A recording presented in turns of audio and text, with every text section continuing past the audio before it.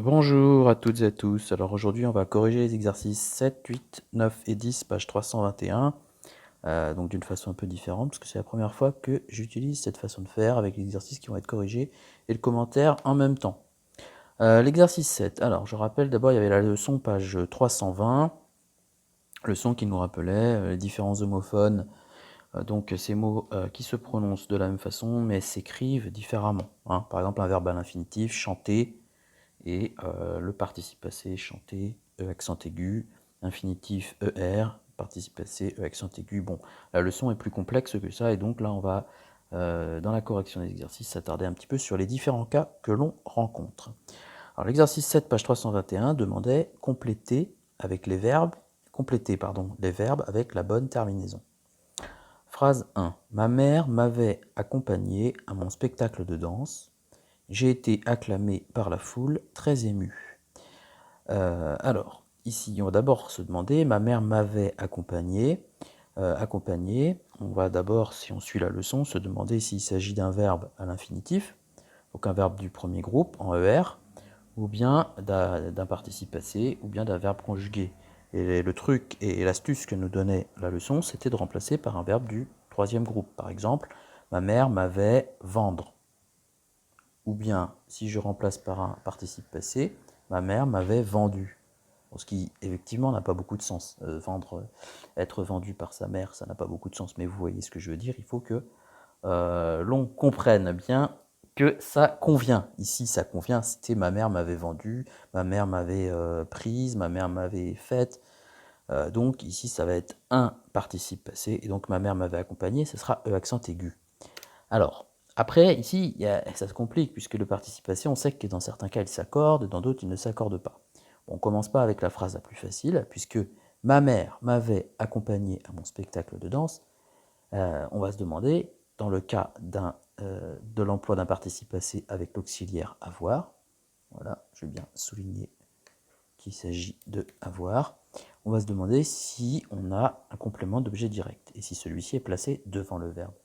Donc on se pose la question, ma mère avait accompagné qui? Eh bien c'est le M apostrophe, elle va accompagner moi. Donc c'est le moi qui parle ici, qui s'exprime. Et donc si ce moi est féminin, ici on devra ajouter un E. Alors à quel moment, à quel endroit dans la phrase, on peut savoir si le je, le moi qui s'exprime ici est féminin? Eh bien on va parcourir la phrase, ma mère m'avait accompagné à mon spectacle de danse, j'ai été acclamé par la foule, très ému, UE, ici c'est la personne qui parle qui est émue. Ému UE est donc féminin. Ce qui signifie que là je dois aussi accorder au féminin. Alors c'est pas évident, vous voyez, hein, tout ce qu'il faut repérer dans cette phrase pour faire l'accord correctement, mais c'est comme ça qu'il faut le faire ici, puisque c'est un participe passé, employé avec l'auxiliaire avoir, et avec donc le CED, M apostrophe, qui est placé devant. Donc ma mère m'avait accompagné, et à mon spectacle de danse. J'ai été acclamé,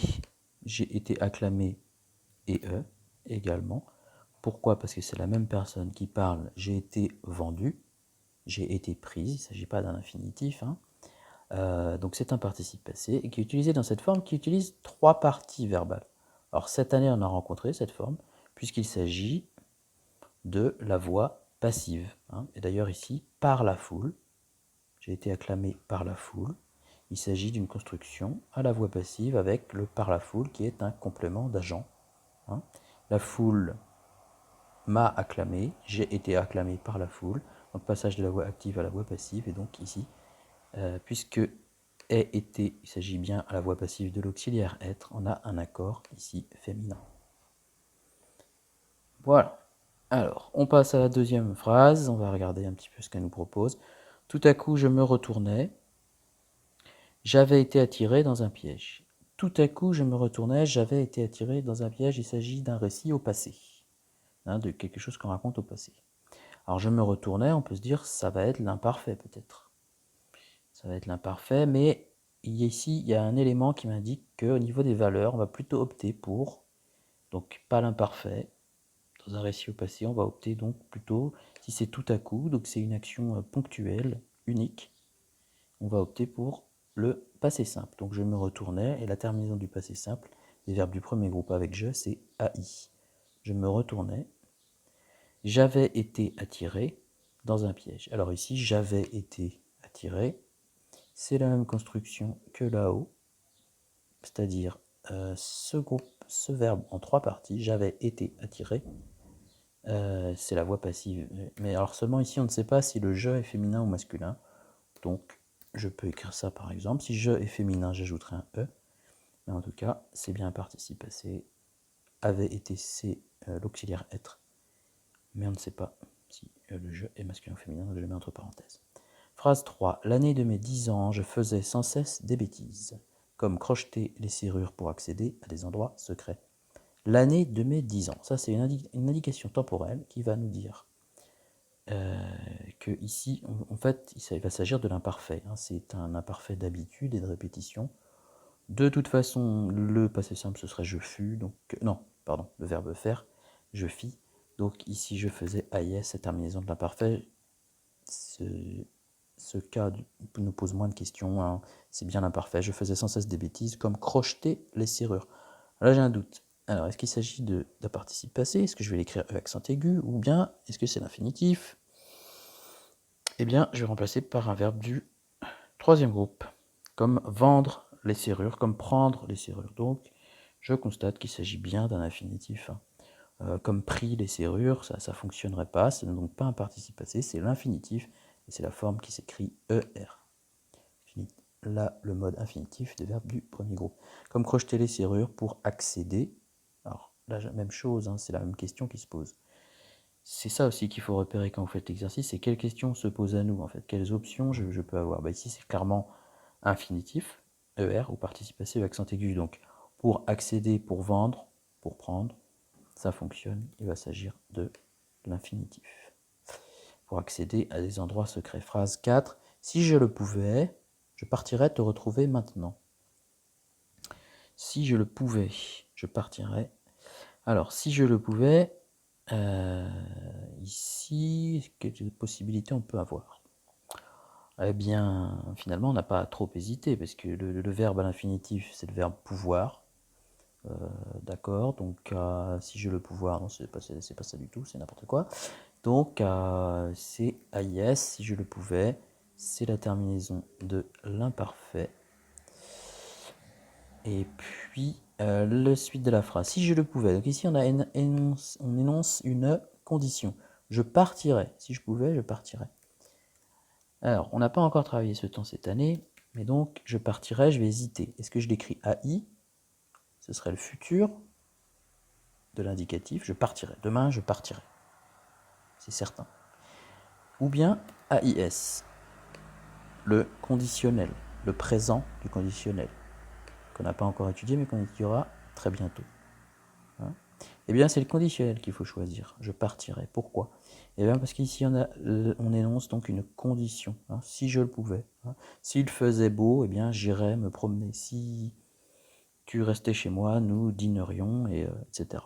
Donc, expression d'une condition qui demande derrière l'emploi du conditionnel AIS. Alors, la confusion, elle est fréquente entre le futur et le présent du conditionnel.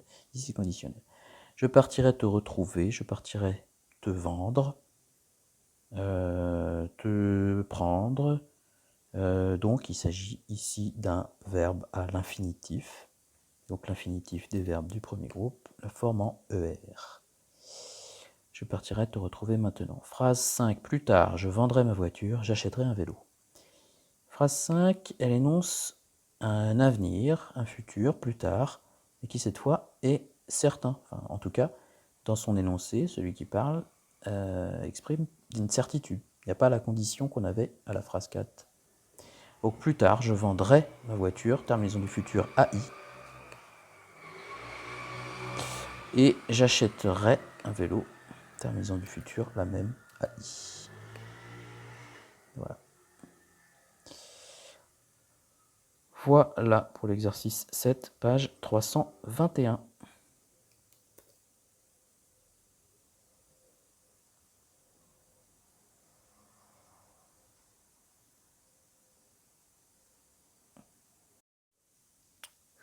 Ok, alors on continue avec l'exercice 8, page 321. Il nous dit cette fois-ci E accent aigu, E ou ER, complété avec la bonne terminaison verbale. Phrase 1. Ludivine s'est retournée à l'annonce de son nom. Eh bien, si on nous dit que ça peut être ER, il faut d'abord qu'on vérifie si ici il peut s'agir d'un verbe à l'infinitif. Donc Ludivine c'est vendu, Ludivine c'est vendre, c'est vendu qui conviendrait le mieux, donc ce sera un, participe passé, E accent aigu. Alors ensuite la question qu'on se pose c'est est-ce qu'on va accorder EE au féminin ou bien on va le laisser comme ça.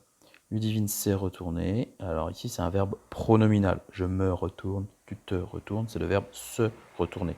Les verbes pronominaux se conjuguent avec l'auxiliaire être. Ce qui fait que, eh bien, ici, on a un accord relativement simple des verbes pronominaux avec l'auxiliaire être ici, avec le sujet, puisque si c'est l'auxiliaire être, hein, ça suit la règle de l'accord avec le sujet. En réalité, l'accord des verbes pronominaux était un petit peu plus compliqué que ça, mais nous, on va se contenter pour l'instant de l'accorder de cette façon-là. Ludivine s'est retournée, donc elle s'est retournée à l'annonce de son nom. 2. Enzo a déchiré sa chemise en grimpant dans les arbres. Enzo a vendre. Non, ça marche pas. Enzo a vendu. Ça fonctionne. Donc, c'est le participe passé. Ce n'est pas infinitif. Enzo a déchiré. Ici, on a un emploi avec l'auxiliaire avoir. Bon, il y a un COD. Hein. Il a déchiré quoi? Sa chemise. Mais le COD est derrière. Il est après le verbe. Donc, il n'y a pas d'accord ici particulier avec l'auxiliaire avoir, puisque avec l'auxiliaire avoir on n'accorde pas avec le sujet, et donc elle est chirée E accent aigu. Ils ont dévié la route pour laisser passer ce camion. Ils ont vendre, ou bien ils ont vendu. Premier test. Ils ont vendu, donc il va s'agir d'un participe passé. D'accord, donc ici participe passé, E accent aigu. Quel est l'auxiliaire employé? Bien c'est l'auxiliaire avoir. Je n'ai pas de COD placé devant le verbe et donc je n'accorde pas avec le sujet, je laisse comme ça, E accent aigu. Ils ont dévié la route pour laisser passer ce camion. Pour laisser vendre ou pour laisser vendu? Mais ici ce serait pour laisser vendre, pour laisser prendre ou pour laisser faire. Et donc ce sera ER, c'est l'infinitif, laisser passer ce camion. 4. Elle est rassurée car elle va rentrer bientôt chez ses parents. Elle est rassurée, elle est rassurée. Elle est vendue ou elle est vendre? Elle est vendue.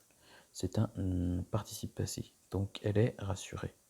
Alors ici, c'est le verbe être, et en fait, rassurée, on a déjà parlé de cette fonction-là. Il est attribut du sujet elle. Et donc, l'attribut du sujet, avec un verbe d'état, on accorde l'attribut du sujet avec son sujet, ça tombe bien. Et donc elle est rassurée et en fait l'accord de l'attribut du sujet c'est le même qu'un participe passé employé avec l'auxiliaire être. C'est proche. Elle est rassurée car elle va rentrer bientôt chez ses parents, elle va vendre, elle va prendre. Il s'agit bien d'un infinitif, elle va rentrer ER. Elle va rentrer bientôt chez ses parents. Sylvia a caressé le chat qu'il a ensuite méchamment griffé. Sylvia a caressé, elle a vendu, elle a pris. Donc c'est un participe passé. Alors la question que je me pose, c'est est-ce que je l'accorde? Sylvia, c'est le sujet, c'est féminin, vous allez me dire. Mais on a un emploi avec l'auxiliaire avoir, on n'accorde pas le participe passé avec le sujet dans ce cas-là, on accordera avec un COD devant le verbe, mais il n'y en a pas. Il y en a un qui est après le verbe. Le chat, elle a caressé le chat qui l'a ensuite méchamment griffé.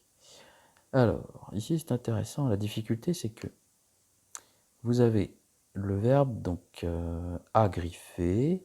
Bon, alors d'abord on va se poser la question qui l'a vendu, qui l'a vendre. Ce sera vendu, c'est un participe passé, ça c'est sûr. Mais est-ce qu'on va poursuivre l'accord? Il faut d'abord observer que le verbe ici il est bien en deux parties, hein, c'est a griffé, même si on a ici deux adverbes qui se sont insérés entre le participe a, verbe avoir, et j'ai une bêtise, l'auxiliaire avoir et le participe passé, donc a griffé. Et ce que je vais me demander, c'est, donc chez l'auxiliaire avoir, est-ce que j'ai un COD quelque part? Est-ce que j'ai un COD avant le verbe? En tout cas, je vais me poser la question suivante. Donc a griffé qui? A griffé, c'est Sylvia. Le chat, il a griffé Sylvia. Donc, est-ce que Sylvia est ici? Mais dans cette proposition, là, derrière la virgule, eh bien le COD il est là, c'est le L'. Le L' qui est un pronom qui reprend Sylvia. Donc le chat qui l'a méchamment griffé, j'ai donc un COD qui est placé ici devant le verbe griffer et il s'agit de l'accord du participe passé avec le complément d'objet direct quand celui-ci est placé devant le verbe.